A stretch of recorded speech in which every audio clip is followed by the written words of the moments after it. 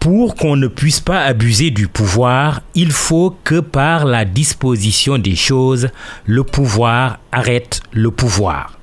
À l'Ypres, Montesquieu a inspiré. Le pouvoir a donc arrêté le pouvoir et il faut s'en féliciter.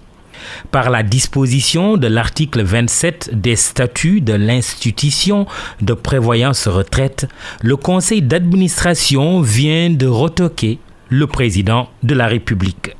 Comme quoi, tout puissant qu'il est, de surcroît dans un régime présidentiel pur et dur, avec la suppression du poste de Premier ministre, on découvre que le chef de l'État ne peut pas tout faire.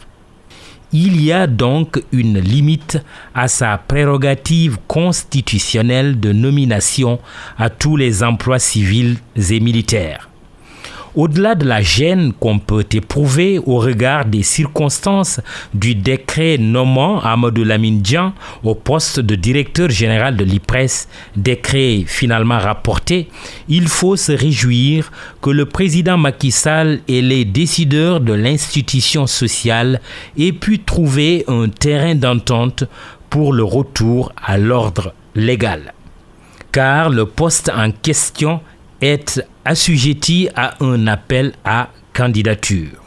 Quant à la gêne, elle tient au fait que le président de la République est a priori l'homme le plus renseigné du pays et pour cette raison, on peut légitimement se poser des questions sur le processus décisionnel emprunté dans le cas de l'Ypres.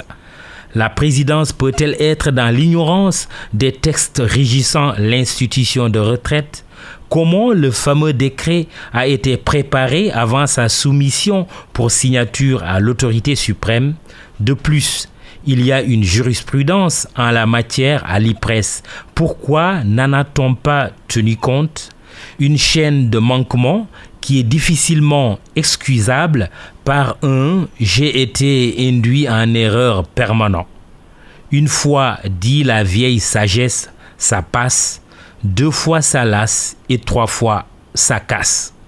La signature d'un président de la République n'est pas banale parce que lourde de conséquences, à plus forte raison dans notre ordonnancement institutionnel.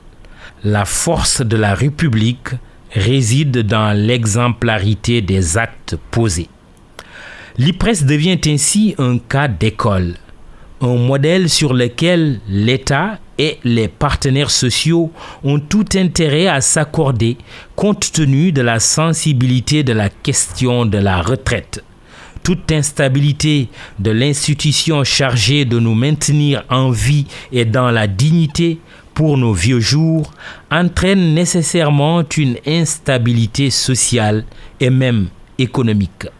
Le modèle d'appel à candidature adopté pour désigner un directeur général est-il un gage de stabilité?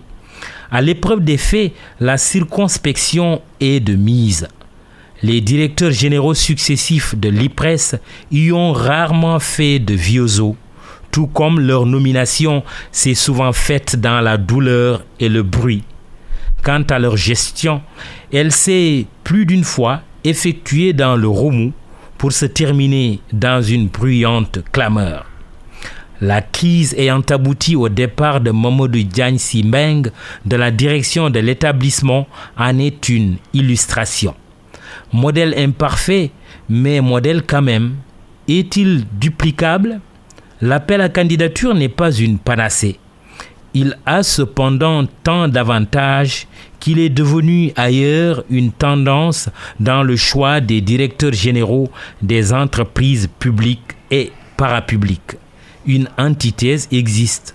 Certains estiment que l'État doit être le seul détenteur du pouvoir de nomination pour disposer d'un droit de regard plus étendu sur la gestion d'un établissement de cette nature.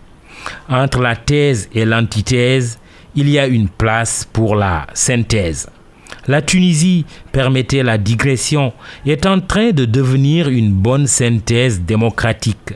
Sa justice vient de remettre en liberté le candidat Nabil Karaoui admis au second tour de la présidentielle alors qu'il était en détention provisoire.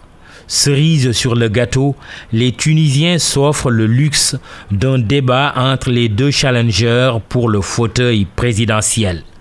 Un parfum de jasmin dont les effluves se font sentir jusqu'au Sénégal.